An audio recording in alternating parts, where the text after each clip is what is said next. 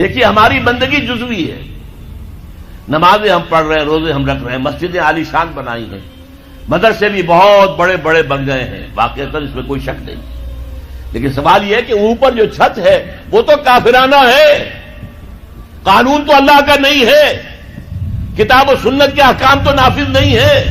ہاں نماز ہے، روزہ ہے، حج ہے، زکوٰۃ ہے، تو نماز اور روزہ تو ہندوستان میں بھی ہو رہا ہے۔ وہ تو چند ایک مسجدیں ہیں جنہیں وہ تاریخی اعتبار سے کہتے ہیں کہ یہ ہمارے مندر ہوتے تھے جنہیں مسجد بنایا گیا، ورنہ وہاں پر ہزاروں لاکھوں مسجدیں ہیں، آباد ہیں، لوگ نمازیں پڑھتے ہیں، کوئی روکتا ہے انہیں؟ ہم نے یہ ملک بنایا تھا کہ یہاں اسلام کا نظام قائم کریں گے۔ نماز تو آپ امریکہ میں جا کر پڑھیے، امریکہ کو کوئی اعتراض ہی نہیں۔ You have come here, you have purchase synagogues and churches and you have turned them into mosques۔ ہم نے کوئی اعتراض نہیں کیا۔ تم نے چرچ خریدے، تم نے synagogues خرید لیے جو یہودیوں کی عبادت گاہیں ہوتی ہیں، اور انہیں مسجد بنا لیا، ہم نے کوئی اعتراض نہیں کیا، we never objected۔ لیکن تم کہو کہ اسلام کا نظام ہم قائم کریں گے، نہیں کرنے دیں گے تمہیں کبھی بھی۔ تم چاہو کہ تم اسلام کا معاشی نظام قائم کرو، کبھی اجازت نہیں دیں گے۔ تم چاہو کہ اسلام کی معاشرتی اقدار کو تم قائم کرو، کبھی نہیں کرنے دیں گے۔ یہ ہے اس وقت جو ہمارے ساتھ پیش آ رہا ہے معاملہ، پورا مغرب اس پر اڑا ہوا ہے، اسلامی نظام کہیں نہیں آنے دیں گے۔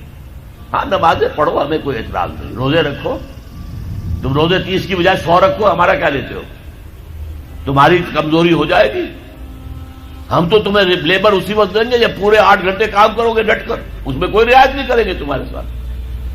بہرحال سوال یہ ہے کہ میں کیا کروں، کوئی راستہ ہے؟ دیکھیے کنویں میں، اب آج کل تو وہ کنویں اس طرح کے ہیں نہیں، دیہات میں تو ہے، کنویں میں کتا گر گیا، بلی گر گئی، مردار ہے کنویں کے اندر، کنویں کا پانی حرام ہو گیا، نجس ہو گیا، لیکن آخر کو راستہ تو ہے نا بھائی، اتنا پہلے تو اس کتے کو یا اس بلی کی لاش کو نکال کے باہر پھینکو، اور پھر اتنے ڈول اور نکال کر باہر پھینک دو، پھر وہ پانی صاف ہے۔ اس کا کیا نام ہے؟ کفارہ۔ اسی طرح رمضان کا روزہ تھا، آپ سے صبر نہیں کیا گیا، اپنی بیوی سے ہم بستری کر بیٹھے دوپہر کے وقت، روزہ ٹوٹ گیا، اب کیا ہے؟ اس کی گناہ کی کوئی بدل بھی ہے؟ ہاں ہے۔ 60 روزے رکھو اب متواتر پے بپے، 60 روزے، تب کفارہ ہوگا اس گناہ کا، تم نے فرض روزہ توڑ دیا۔ ہاں اگر نفلی روزہ تھا تو توڑ دیا تو صرف اس کی قضا دینی ہوگی بس۔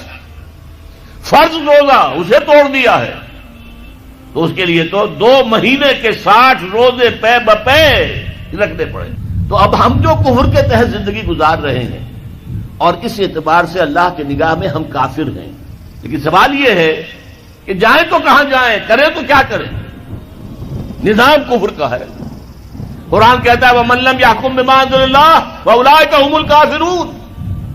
جو لوگ قرآن کی، اللہ کی اتاری ہوئی شریعت کے مطابق فیصلے نہیں کرتے، وہی تو کافر ہے۔ کافر کسے کہتے ہیں؟ اقبال نے کہا نا، بتوں سے تجھ کو امیدیں، خدا سے نو امیدی، مجھے بتا تو صحیح اور کافری کیا ہے؟ تمہاری ساری امیدیں امریکہ کے ساتھ وابستہ ہیں، وہ مسئلہ طے کرا دے، وہ یہ کرا دے، وہ کرا دے، وہ معاملہ ہمارا، وہی تو سب سے بڑا چور وہی ہے، سب سے بڑا ڈاکو وہی ہے، سب سے بڑا اسلام کا مخالف وہی ہے، اور اسی کے پاس ہم جاتے ہیں۔ قرآن کا فتویٰ تو یہ کہ تم کافر ہو۔ ہاں انفرادی طور پر تم مسلمان ہو، اجتماعی طور پر قومی سطح پر تم کافر ہو۔ وَمَن لَّمْ يَحْكُم بِمَا أَنزَلَ اللَّهُ فَأُولَٰئِكَ هُمُ الْكَافِرُونَ۔ یہ 7واں رکوع ہے سورہ مائدہ کا، اور پھر فرمایا وَمَن لَّمْ يَحْكُم بِمَا أَنزَلَ اللَّهُ فَأُولَٰئِكَ هُمُ الظَّالِمُونَ۔ جو اللہ کے اتارے ہوئے قانون کے مطابق فیصلے نہیں کرتے وہی تو مشرک ہیں۔ اللہ کے حکم کو چھوڑ کے کسی اور کے حکم پر فیصلہ کر رہے ہو، اس سے بڑا شرک کیا ہوگا؟ اور تیسری مرتبہ فرمایا وَمَن لَّمْ يَحْكُم بِمَا أَنزَلَ اللَّهُ فَأُولَٰئِكَ هُمُ الْفَاسِقُونَ۔ وہی تو فاسق ہیں، فاجر ہیں، وہی تو سرکش ہیں، وہی تو باغی ہیں، وہی تو غدار ہیں اللہ کے، جو اللہ کی شریعت کے مطابق فیصلے نہیں کرتے۔ اب ان 3 آیتوں کی روح سے سمجھ لیجئے ہم کہاں کھڑے ہیں، کیا کر رہے ہیں۔ دیکھیے میں آپ کو ایک مثال دیتا ہوں، ہماری آبادی کا میں سمجھتا ہوں اکثریت تو وہ ہے جو نماز روزے کی بھی پابند نہیں ہے. ان چیزوں کا چرچا شہروں میں زیادہ، دیہات میں بہت کم رہ گیا، بہت کم، بہت کم. اور ہماری 70% آبادی دیہات کے اندر ہے. اچھا، جو نمازیں پڑھتے روزے رکھتے ہیں، خاص طور پر شہروں کے کاروباری لوگ، وہ بلیک مارکیٹنگ بھی کرتے ہیں، وہ حسابات بھی غلط دیتے ہیں، جھوٹ بولتے ہیں، جھوٹ یا حلف اٹھاتے ہیں کہ یہ حساب ہم حلفیہ میں کہہ رہا ہوں یہ حساب صحیح ہے، جبکہ حساب غلط ہے. سودی کاروبار کرتے ہیں، اپنے کاروبار کو بڑھانے کے لیے سود کا قرضہ لیا ہے، سودی قرضہ لیا بینک سے، اپنی بلڈنگ بنانے کے لیے بہت بڑی قرضہ لیا ہے بینک سے. تو ان کی عبادت کیا ہوئی؟ وہ اس آیت کے ذیل میں آ گئے کہ نہیں؟ افتؤمنون ببعض الکتاب وتکفرون ببعض فما جزاء من يفعل ذلك منكم الا خزي في الحياة الدنيا ويوم القيامة يردون الى اشد العذاب وما الله بغافل عما تعملون. لیکن میں ان کو بھی چھوڑتا ہوں. فرض کیجئے ایک شخص ہے، نماز پڑھتا ہے پوری 5 وقتہ مسجد میں، رمضان کے روزے رکھتا ہے، اور بھی اللہ توفیق دیتا ہے ایام 20 کے روزے رکھ لیتا ہے، یا ہفتے میں 2 روزے رکھتا ہے، سوموار کے اور جمعرات کے وغیرہ، زکوٰۃ دیتا ہے، کاروبار بھی سارے حلال کر رہا ہے، حرام نہیں کر رہا، سود میں بھی براہ راست ملوث نہیں ہے، نہ پیسہ سود پہ اوپر بینک میں رکھ کر سود کھایا، نہ سود پر قرضہ لے کر کوئی اپنا کاروبار بڑھایا، نہ کوئی اپنا کارخانہ لگایا، نہ کوئی اپنے بلڈنگ اونچی بنائی. پردہ بھی اس نے اپنے گھر میں بالکل شرعی نافذ کر دیا. وہ اس پورے اسلام پر کاربند ہے جس میں وہ کاربند ہو سکتا ہے اس وقت، لیکن وہ اس قوم کا فرد ہے جو قوم اللہ کے فتوے کے مطابق کافر قوم ہے،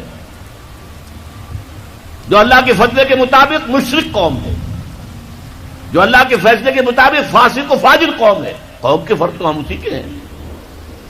چور کا ہاتھ تو نہیں کاٹا جا رہا، ڈاکوؤں کو وہ سزا تو نہیں جا رہی سورہ مائدہ میں جو آئی ہے، ان کے ہاتھ اور پاؤں مقابل سم سے کاٹ دیے جائیں، یا یہ کہ انہیں ملک سے باہر دفع کر دیا جائے، قتلوا تقتیلا، ان کے ٹکڑے کر دیے جائیں.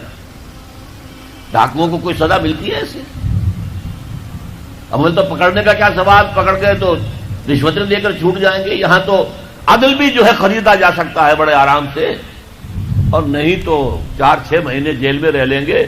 وہاں بھی ان کا بڑا راج ہوتا ہے. جو ڈاکو ہوں ان کی تو ہیبت ہوتی ہے، جیل کے صدری خود ان سے ڈرتے ہیں، ساری چیزیں حرام ان کے پاس وہاں بھی پہنچتی ہیں، جیل کے اندر نکل آئیں گے. اللہ اللہ خیر صلی اللہ. کہیں شرعی سزا دی گئی کسی ڈاکو کو؟ یہاں